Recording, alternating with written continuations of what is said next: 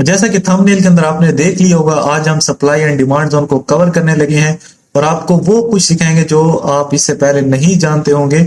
और यकीनी तौर पर वीडियो को पूरा लर्न करने के बाद आप इस स्ट्रेटजी की मदद से बहुत पैसा बना सकते हो। मैं आपको ना कुछ चीजें समझाता हूँ। पहली बात यह है कि सप्लाई एंड डिमांड जोन किसी भी पेयर की, किसी भी ट्रेडिंग पेयर की, चाहे वो क्रिप्टो हो, चाहे वो फॉरेक्स हो, चाहे ऑयल हो, कुछ भी हो, उसमें जो बैकबोन होता है वो यही होता है, सप्लाई एंड डिमांड जोन।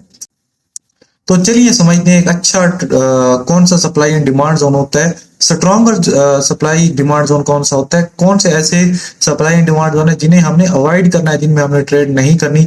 तो सबसे पहले हम अपना चार्ट हाइड कर देते हैं ताकि हम पहले कुछ रूल्स सीख लें। रूल्स का सीखना बहुत जरूरी है। अगर आपने रूल्स नहीं सीखे गाइस तो आप वो एरियाज फाइंड ही नहीं कर पाओगे जहां पर आपको एक अच्छी ट्रेड मिल सकती है। मार्केट स्ट्रक्चर को अगर देखते हुए हम सप्लाई एंड डिमांड जोन की बात करें तो ये चार तरह से बनता है, लेकिन उस चीज को आज हम नहीं एक्सप्लोर कर रहे, वो बात के लिए रख देते हैं क्योंकि वो एक बहुत लेंथी टॉपिक है और उस पर हमें एटलीस्ट आधा घंटा चाहिए। ठीक है, तो आप लोगों के काम की जो चीजें हैं उसको मैंने दो हिस्सों में डिवाइड कर दिया है। एक है हमारे पास वीकर सप्लाई डिमांड जोन जिनको हमने अवॉइड करना है, जहां पर हमने ट्रेड नहीं करनी, और एक है हमारे पास stronger supply and demand zone जिसको हमने ट्रेड करना है। तो गाइस चलते हैं। फर्स्ट ऑफ ऑल यहाँ पर मैं आपको ये बता दूं कि सप्लाई जोन क्या होता है। एक ऐसा एरिया जहां पर सेलर्स इंटरेस्टेड हों और प्राइस को वहां से रिजेक्शन मिले डाउन साइड की तरफ, उसे हम कहेंगे सप्लाई जोन। यानी सेलर्स का इंटरेस्टिंग एरिया कौन सा होगा? Supply zone. और हर वो एरिया जो कि बायर्स के लिए इंटरेस्टिंग होगा, जहां पर बायर्स इंटरेस्ट लेकर प्राइस को ऊपर की तरफ पुश करेंगे, वो एरिया होगा डिमांड जोन। यानी वहां पर उस चीज की डिमांड बहुत ज्यादा है। अब समझो, यहां पर एक अच्छे स्ट्रॉन्गर सप्लाई डिमांड जोन के लिए जरूरी है कि यहाँ पर जो गैप है, जो स्पेस है सप्लाई और डिमांड के दरमियान, ये काफी अच्छी होनी चाहिए। जितनी अच्छी होगी, जितनी यहाँ पर स्पेस ज्यादा होगी अप साइड डाउन साइड की तरफ, यानी ये कुछ अगर मैं मार्किंग करके आपको दिखा दूं क्लियर, ये यानी ये जो हाइट है या ये जो आप कह सकते हो स्पेस है, जितनी ये ज्यादा होगी उतना ही अच्छा सप्लाई एंड डिमांड जोन होगा। अब यहां पर देखो किस तरह हमने ट्रेड करनी है प्राइस। अच्छा, मैं आपको ये भी बता दूं, बैक टेस्ट के अंदर तो हमें पता होता है कि कुछ इस तरह से मार्केट मूव कर रही होती है। ये देखो इस तरह से तो हम कह सकते हैं ये हमारा सप्लाई है, ये डिमांड है, ये सप्लाई है, ये डिमांड है। तो इस तरह ट्रेड, लेकिन जब लाइव मार्केट के अंदर बैठे होते हो तब हमें कैसे आइडेंटिफाई करना है। फॉर एग्जाम्पल यहां से प्राइस फॉल कर रही है, ठीक है, कुछ इस तरह से, और इस एरिया के अंदर आ गई। अब देखो, अगर तो ये अच्छा और तगड़ा डिमांड जोन हुआ, ठीक है, तो एक तो यहां पर एक रिजेक्शन कैंडल जरूर बनाएगा। ठीक है, अब वो हैमर भी हो सकती है, बुलिश इनगल्फिंग भी हो सकती है, कुछ भी, लेकिन यहां पर एक तगड़ी रिजेक्शन जरूर शो करेगा। उसके बाद ये प्राइस को इतना अगर पुश कर दे, ठीक है, इतना पुश कर दे कि ये दोबारा से अपने सप्लाई जोन के अंदर चली जाए, तो ये हमारे पास कंफर्म हो गया कि ये एक तगड़ा डिमांड जोन है। अब यहां पर कुछ और भी रूल्स हैं, अगर आप देख लोगे तो आपको बहुत ज्यादा इसमें फायदा होने वाला है। नंबर 1 रूल्स, स्पेस अच्छा होना चाहिए।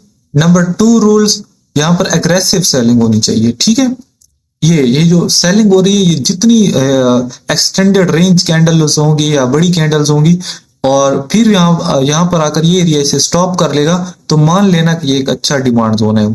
ठीक है ना, जब चार्ट के अंदर जाएंगे तो मैं आपको वहां पर समझाऊंगा, वहां पर आपको क्लियर समझ आ जाएगी अच्छे से। तो यहां से प्राइस पुश किया, इसे सप्लाई जोन के अंदर आ गया। अब जैसे ही प्राइस इस एरिया के अंदर आ गया है, अब हमारे पास ये डिमांड जोन कंफर्म हो चुका है। हमें एंट्री इस एरिया के अंदर नहीं लेनी, हमें तो मालूम ही नहीं है यहाँ पर प्राइस सपोर्ट लेगा या नहीं लेगा। ठीक है ना, जब प्राइस यहाँ से सपोर्ट लेकर इस सप्लाई जोन के अंदर पहुंच गए, तब हमारे पास ये डिमांड जोन कंफर्म हुआ है। अब हमने वेट करना है कि यहाँ पर कोई रिजेक्शन आए। अगर तो यहां से रिजेक्शन आती है अच्छी, ठीक है, तो आप यहां पर बाइंग ले सकते हो, यानी जो आपका डिमांड जोन है यहां से आप बाय कर सकते हो। अब आपकी बाइंग एंट्री यहां से बन रही है। स्टॉप लॉस अगर आपका कहां पर रहेगा? स्टॉप लॉस आपका सिंपल रहेगा इस डिमांड जोन के नीचे। अगर इस डिमांड जोन के नीचे उस पर्टिकुलर टाइम फ्रेम की कैंडल क्लोजिंग होती है, फॉर एग्जांपल आप 50 मिनट्स में कर रहे हो, तो 15 मिनट्स की कैंडल इसके नीचे क्लोज होगी तो आपका स्टॉप लॉस हिट होगा। अदरवाइज यहाँ से आपने वेट करना है। और टारगेट आपका कहां तक रहना चाहिए? टारगेट आपका सिंपल 1:2 आप लेकर चल सकते हो, 1:3 भी लेकर चल सकते हो, लेकिन मैं आपको रिकमेंड करूंगा कि आपने 1:2 तक रहने हैं। अब यहाँ पर आप देखो, ये H1 कैंडल है, H1 टाइम फ्रेम है, और यहाँ पर गोल्ड ने रिजेक्शन शो की है अपनी, आप देख सकते हो बहुत प्यारी यहाँ पर रिजेक्शन है। इस अप साइड से फॉल हो रहा था और प्राइस ने यहाँ पर आकर रिजेक्ट किया, और यहाँ पर आप देख सकते हो एक ऐसा एरिया है जो जिसने प्राइस को रिस्पेक्ट दी है, जिसने प्राइस को अप साइड में पुश कर दिया है। अगर हम यहाँ पर इसे थोड़ा सा हाइड कर लें ताकि हमें क्लियर व्यू मिल सके, तो वो है यहाँ तक। अब देखो यहाँ पर मैंने आपको क्या बताया था, प्राइस यहाँ से फॉल कर रही है, बिल्कुल कर रही है, स्पेस है, अच्छी स्पेस है, बहुत अच्छी स्पेस है यहाँ पर। एक्सटेंडेड रेंज कैंडल बन रही है, बिल्कुल बन रही है, यहाँ पर बड़ी बड़ी बियर कैंडल यहाँ पर बन रही है, ठीक है। अब यहाँ पर देखो, इतनी अच्छी सेलिंग के दौरान जो भी एरिया इस तरह की कैंडल बना देगी, यहाँ पर आप देख सकते हो कितनी जबरदस्त किस्म की यहाँ पर एक कैंडल बनी है, यहाँ पर रिजेक्शन भी है यहाँ पर, और उसके बाद मार्केट यहाँ से अपसाइड का मोमेंटम भी बनाया है। अब क्या हमें यहाँ से बाय करना चाहिए, इस एरिया को बाय करना चाहिए? जी नहीं, हमें यहाँ पर बाइंग नहीं करनी। हमने यहाँ पर देख लिया है कि प्राइस ने इसे पुश कर दिया है, लेकिन हमें अभी तक कंफर्म नहीं हुआ कि हमारा डिमांड जोन है, अभी तक हमें कंफर्म नहीं हुआ। कंफर्म कब होगा? मैंने आपको कहा था कि जब तक प्राइस ये यहाँ पर हमें कंफर्म हो गया है, ठीक है ना। इस एरिया के अंदर आई प्राइस, ये इस एरिया के अंदर, तो अब हमें कंफर्म हो गया ये हमारा डिमांड जोन है। अब हम यहाँ पर वेट करेंगे थोड़ा सा और प्राइस की गिरने का। Great great, and that's it. अब प्राइस इस एरिया के अंदर आई और यहां से दोबारा से रिजेक्ट हो गई है ना गाइज। तो अब यहां पर हमारी एंट्री बनती है। अब मैंने आपको बताया था कि 1:2 1:3 हमें यहाँ पर इजी मिल सकता है, ठीक है। तो अगर आप यहां से एंट्री ले लो, और आपका टेक प्रॉफिट कहां तक होना चाहिए, यहां तक भी रख सकते हो, ठीक है, 1:2 तक, ऑलमोस्ट यहां तक आप लेकर चल सकते हो।